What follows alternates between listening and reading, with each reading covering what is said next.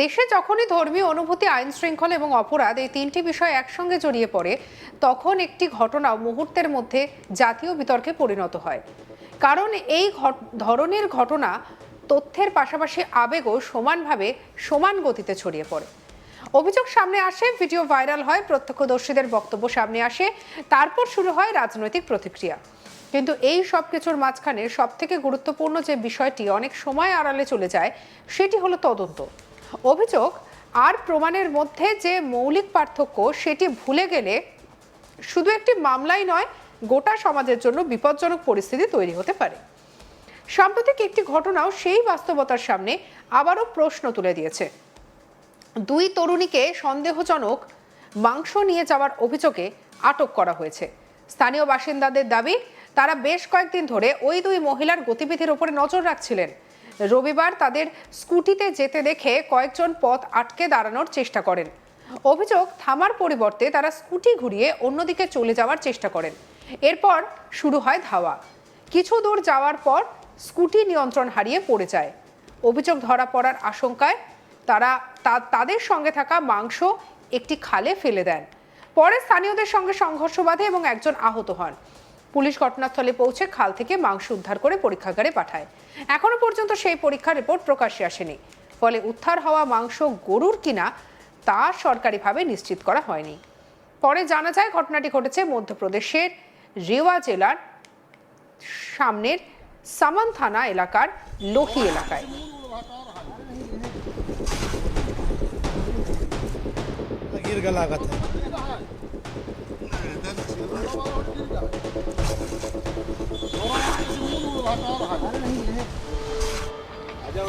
रखो यहाँ नीचे नीचे रखो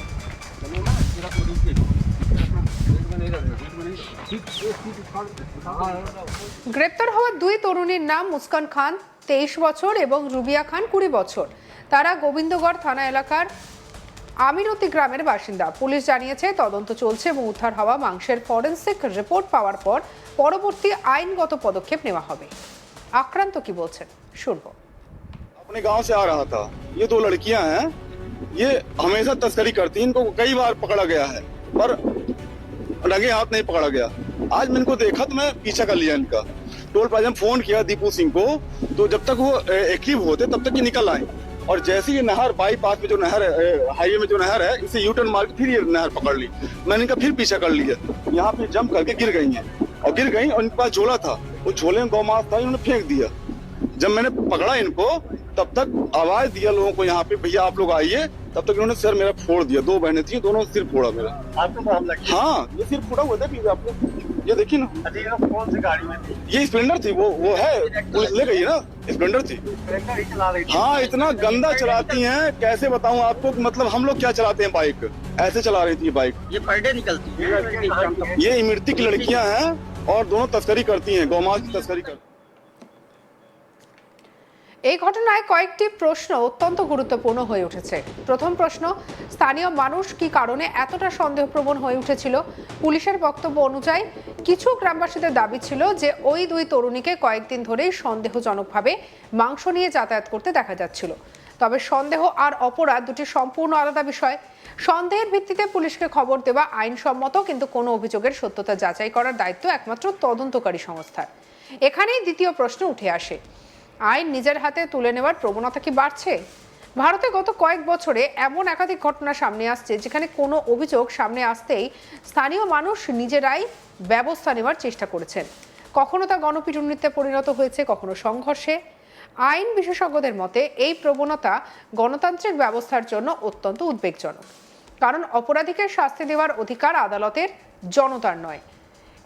এই ঘটনার অভিযোগ রয়েছে যে ধাওয়া চলাকালীন স্কুটি পড়ে যাওয়ার পর দুই তরুণী মাংস খালে ফেলে দেন এবং পরে স্থানীয়দের দিকে পাথর ছোড়েন।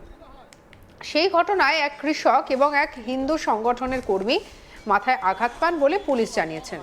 তবে এই অভিযোগগুলিও তদন্তাধীন। কার ভূমিকা কি ছিল, সংঘর্ষ কিভাবে শুরু হয়েছিল এবং ঠিক কোন পরিস্থিতিতে আহত হওয়ার ঘটনা ঘটেছে তা তদন্তেই স্পষ্ট হবে। এই ঘটনায় সবথেকে গুরুত্বপূর্ণ দিক হলো ফরেনসিক পরীক্ষা। কারণ গোটা মামলার ভিত্তি দাঁড়িয়ে আছে উদ্ধার হওয়া মাংসের পরিচয়ের উপর। যদি পরীক্ষায় প্রমাণ হয় সেটি গরুর মাংস নয়, তাহলে মামলার চরিত্র একরকম হবে। আবার যদি পরীক্ষায় অন্য কিছু উঠে আসে, তাহলে তদন্ত সেই অনুযায়ী এগোবে। অর্থাৎ এই মামলায় বৈজ্ঞানিক পরীক্ষাই সবথেকে গুরুত্বপূর্ণ প্রমাণ হতে চলেছে। रखो यहाँ नीचे नीचे रखो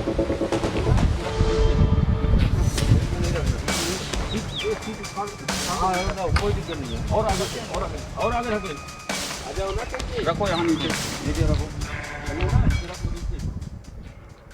তাই রিপোর্ট প্রকাশের আগে কোনো চূড়ান্ত সিদ্ধান্তে পৌঁছানো দায়িত্বশীল হবে না। এই ঘটনার আরও একটি বড় বাস্তবতা দিকে ইঙ্গিত করছে। দেশে গবাদি পশু, বিশেষ করে গরুকে কেন্দ্র করে আইন বিভিন্ন রাজ্যে ভিন্ন। কোথাও গরু জবাই সম্পূর্ণ নিষিদ্ধ, কোথাও নির্দিষ্ট শর্তে অনুমোদিত, আবার কোথাও আইন তুলনামূলকভাবে শিথিল। ফলে এই ধরনের অভিযোগের ক্ষেত্রে সংশ্লিষ্ট রাজ্যের আইন, তদন্ত এবং আদালতের নির্দেশ সবকিছুকে সমান গুরুত্ব দিতে হয়। এদিকে এই ধরনের ঘটনা সামনে এলে সোশ্যাল মিডিয়ায় তা দ্রুত ছড়িয়ে পড়ে।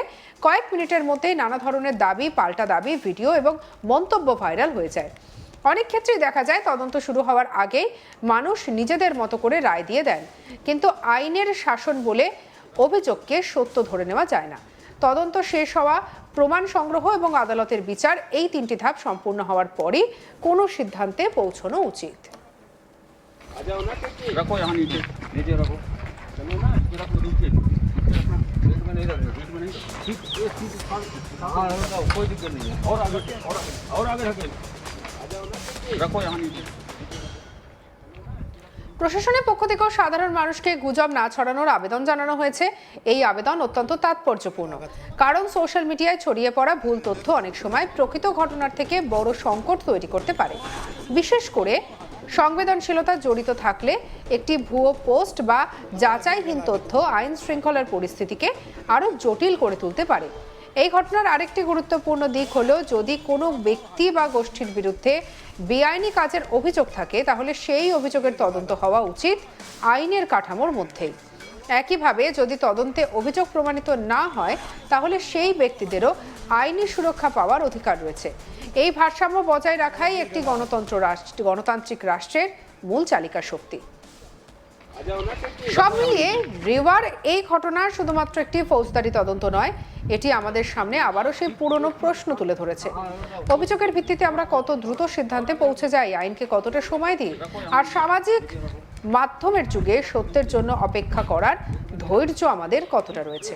এই প্রশ্নগুলির উত্তর শুধু এই একটি মামলার জন্যই নয়, ভবিষ্যতের জন্য গুরুত্বপূর্ণ। কারণ আইনের শাসন তখনই শক্তিশালী হয় যখন বিচার হয় প্রমাণের ভিত্তিতে, আবেগের ভিত্তিতে নয়। তদন্ত শেষ না হওয়া পর্যন্ত অভিযোগকে অভিযোগ হিসেবেই দেখা উচিত।